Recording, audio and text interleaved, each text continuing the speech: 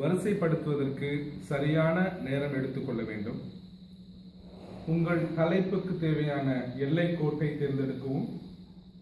உங்கள் உரையின் தொடக்கம் பார்வையாளரின் கவனத்தை ஈர்க்க வேண்டும். உரையின் நடுப்பாகம் உங்கள் எண்ணங்களை எடுத்து கூறுவதற்கும், இறுதி பாகம் உங்கள் எண்ணங்களை மறு உறுதிப்படுத்தவும் நினைவில் நிற்க வேண்டும். ஒரு சிந்தனையிலிருந்து மறு சிந்தனைக்கு மாறும் பொழுது சுமூகமான முறையில் செல்ல வேண்டும்.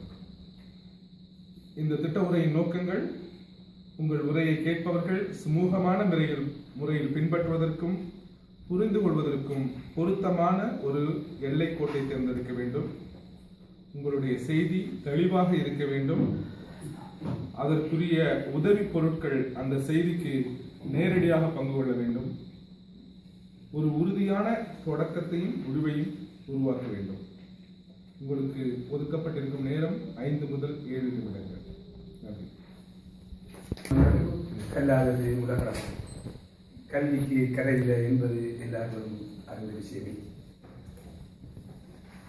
நெறியாளர் அவர்களே, தலைவர் அவர்களே, சக சொல்லுநர்களே, உங்கள் அனைவருக்கும் எனது மாலை வணக்கம். எனது முதல் தயக்கமுடைத்த உரையின் போது நான் எனது கல்வியை எவ்வாறு தொடர்ந்து கற்றேன், தொழில் பெற்ற போது தொழிலை விட்டுவிடாமல் கல்வியை எவ்வாறு தொடர்ந்து கற்றேன் என்பதை நான் உங்களுக்கு கூறினேன். அதே தொடர்கல்வியை, கல்வியும் தொடர்கல்வியும் பற்றி கூறுவதோடு அதன் நன்மைகளையும் நான் உங்களுக்கு எடுத்துக் கூற விரும்புகின்றேன். கல்வி எல்லாராலும் விரும்பப்படுவது, எல்லா நேரத்திலும் எல்லாராலும் தொடர்ந்து செல்லப்படக்கூடிய ஒரு இதாக இருந்து கொண்டிருக்கிறது. கற்கும் பொழுது கல்வி கஷ்டமாக இருந்தாலும் பின் கல்வியை தொடர்ந்து விட்டால் அது இனிமையாக இருக்கும் என்று குமரகுருபர் அவர்கள் பாடியுள்ளார்கள். கல்வி பிறகு எல்லாருக்கும் உதவக்கூடியதாக இருக்கின்றது என்பது கற்க களிமடம் ஆக்கும் என்பது கல்வியின் மூலம் நமது அறியாமையை போக்கிக் கொள்ளலாம் என்பது பெரியார்கள் சொல்லியுள்ளார்கள். ஒருவர் எவ்வளவுதான் கல்வியை கற்றிருந்தாலும் அந்த கல்வி எவ்விடத்திலே எந்த மாதிரியான இடத்திலே பயன்படுத்த வேண்டும் என்பதை அறிந்திருக்க வேண்டும். ஒருவர் பெரிய கல்வியை கற்றிருந்தாலும் அந்த கல்வி மூலம் எந்த இடத்திலே எவ்வாறான உரையை நிகழ்த்த வேண்டும், எந்த நிகழ்ச்சியை நாங்கள் பேச வேண்டும் என்பதை அவர் சிரமமாக தெரிந்திருக்க வேண்டும். அவ்வாறு அவருக்கு அறிந்திருக்கவில்லையானால் அவரால் அவரது கல்வியின் பயன் இல்லை என்பது பொதுவான தெளிவு. பல்லோர் முன்னிலை பயனில சொல்லுவார் எல்லாரும் வெல்லப்படும் என்பது இதன் பொதுவாகும். பொதுவாக கல்வி முக்கியமானது என்பது எல்லாராலும் வருகிறது. இடமருந்து பேசுவது முக்கியம் என்பதை நான் குறிப்பிட்டு இடமருந்து பேச திறமையை பெற்றுக் கொள்ள வேண்டும் என்பதற்காகவே நான் இந்த தமிழ் சங்கத்திலே சென்றிருக்கிறேன். எவ்வளவுதான் கல்வி கற்றாலும் அந்த பேச்சு திறனை ஒழுங்கான முறையிலே வளர்த்துக் கொள்வதற்காகத்தான் இந்த கல்வியில் தமிழ் சங்கத்திலே நான் சேர்ந்திருக்கிறேன் என்பதை கூறிக்கொள்ள விரும்புகிறேன். மனிதனான மனித படைப்புகளும் மற்றும் படைப்புகளும் எப்போதுமே நிலையாக இருந்ததில்லை. ஆனால் கல்விமான்களால் படைக்கப்பட்ட படைப்புகள் அழியா புகழ் பெற்று விளங்குகின்றன. நான்மணி கடிகை, திருக்குறள், பாரதியார் பாடல்கள் போன்று பல்வேறு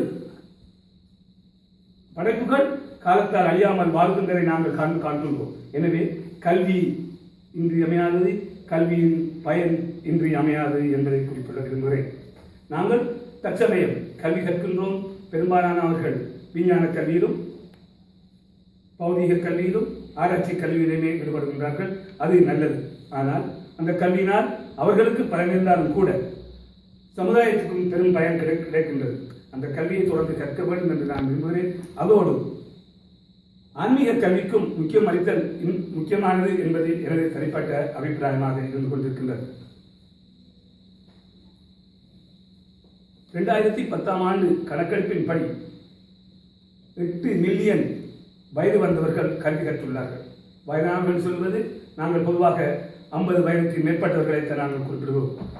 10,000 ஆண்டு 8 மில்லியன் வயதானவர்கள் கல்வித்துறையிலே படித்து முன்னேறியுள்ளார்கள் என்பது அறிவிலே கொள்கிறோம். கரலின் ஜோன்சன் என்னும் மாது 64 வயதுக்கு பிற்பாடு படித்து தனது இளமானி பட்டத்தையும் முதுமானி பட்டத்தையும் பெற்றார். இதே போன்று பல்லாயிரக்கணக்கானவர்கள் பெற்றுள்ளார்கள், கல்வி பெற்றிருக்கிறார்கள். இங்கிலாந்திலே தொடர்கல்வி அல்லது பல்வேறு பயிர்களுக்காக அரசாங்கம் 54 வயது வரை கடன் கொடுக்கின்றது. அதே போன்று பல்கலைக்கழகங்கள் 60 வயது வரையில் கடன் கொடுக்கிறது. நான் இதை ஏன் இங்கிலாந்தை குறிப்பிடுகிறேன் என்று சொன்னால், இங்கிலாந்திலே கல்விக்கு அல்லது தொடர்கல்விக்கு மிக முக்கியத்துவம் கொடுக்கிறார்கள் என்பதற்காகத்தான். நமது நாட்டிலே அதற்கான வாய்ப்புகள் மிகவும் குறைவாக இருக்கிறது. கடன் எடுப்பது மிக மிக கஷ்டம். கல்வி காசு கொடுத்து தான் கிடைக்க வேண்டிய நிலையிலே இருக்கின்றோம். இலங்கையை நாங்கள் எடுத்துக்கொண்டால், இலங்கையிலே 3 விதமான கல்வித்துறைகள் இருக்கின்றன. அரசாங்க கல்வித்துறை, தனியார் கல்வித்துறை, பல்தேசிய கல்வித்துறை இருக்கிறது. அரசாங்க கல்வித்துறையிலே அரசாங்கம் தான் முதலீட்டு எல்லாத்தையும் செய்கின்றன. அரசாங்கத்துக்குரிய பாடத்திட்டங்கள் தான் பயன்படுத்தப்படுகின்றன. தனியார் கல்விகளிலும் அரசாங்க பாடத்திட்டத்தை போதிக்கின்றார்கள்.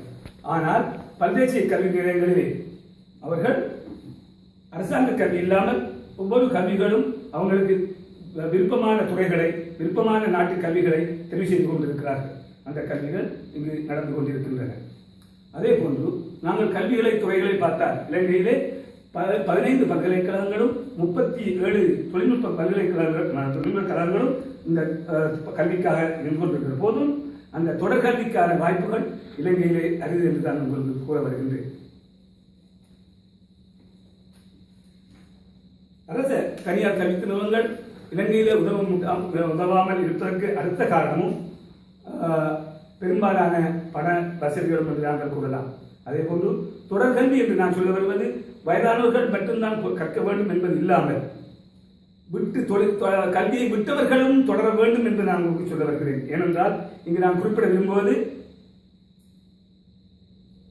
வடகிழக்கு மாகாணத்திலே கடந்த 30 வருடங்களாக நடந்த யுத்தத்தின் காரணமாக நிறைய மக்கள் சொத்துக்கள், உயிர்கள் எல்லாத்தையும் இழந்துள்ளார்கள். அதே போல குழந்தைகள் கல்வியை இழந்துள்ளார்கள்.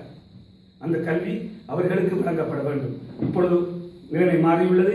அந்த நிலைமை மாற்றத்தின் காரணமாக பல்நாட்டு நிறுவனங்கள், தொண்டு நிறுவனங்கள் அந்த உதவிகளை செய்து கொண்டிருக்கின்றன. ஐக்கிய நாடுகள் சபையும் அந்த கல்விக்காக உதவி செய்து கொண்டிருக்கின்றது. அதே போன்று அந்த கல்வி வளர வேண்டும், தொடர வேண்டும் என்பதை எனது ஆவலாக இருந்து கொண்டிருக்கிறது. அதே போன்று நாங்களும் எங்களுக்கு தெரிந்தவர்கள் மூலமாக அல்லது எங்களுக்கு தெரிந்த குழந்தைகளோ சிறுவர்கள் மூலமாக அந்த கல்விக்கு, அவர்களது கல்விக்கு உதவ வேண்டும் என்பது எனது நோக்கமாகும், எனது வேண்டுகோளுமாகும். எனவே கல்வி, தொடர்கல்வி என்பது மனித வாழ்க்கையின் முன்னேற்றத்துக்கு உதவுகின்றது. அது அவர்களுக்கு மட்டுமில்லாமல் சமூகத்துக்கும் உதவுகின்றது என்பதை நான் கூறி உங்களிடமிருந்து விடைபெற்றுக் கொள்கிறேன். நன்றி.